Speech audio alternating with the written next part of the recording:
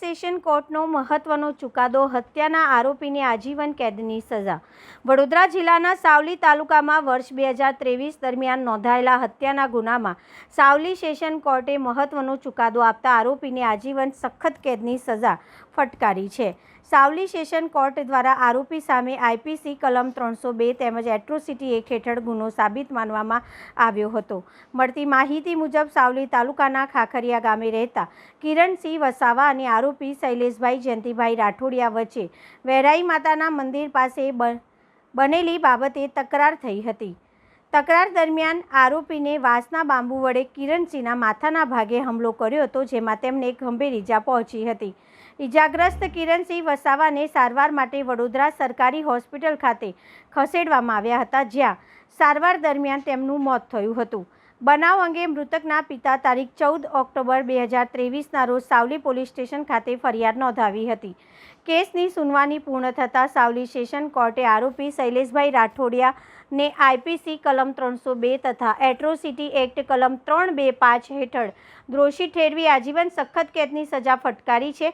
ઉપરાંત બંને કલમ હેઠળ રૂપિયા 5,000નો દંડ પણ ફટકારવામાં આવ્યો છે।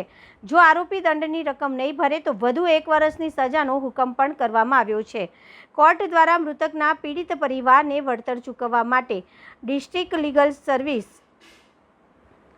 ઓથોરિટીને ભલામણ પણ કરવામાં આવી છે।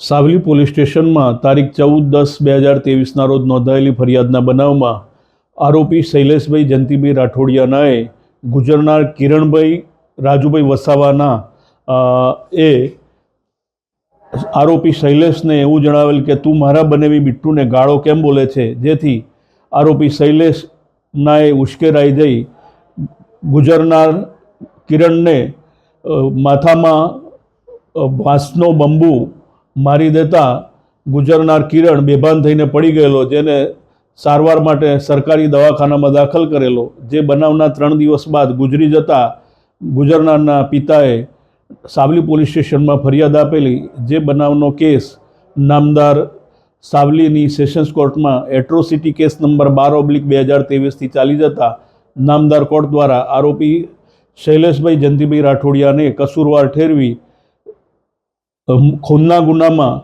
તથા એટ્રોસિટીના ગુનામાં આજીવન સખત કેદની સજાનો હુકમ કરેલ છે, તેમજ રૂપિયા 11,000નો દંડ ફટકારેલ છે। આ કામે આરોપી શૈલેષ જયંતિભાઈ રાઠોડિયાને જો દંડની રકમ ભરવામાં નિષ્ફળ જાય તો વધુ 1 વર્ષની સજાનો પણ હુકમ કરેલ છે।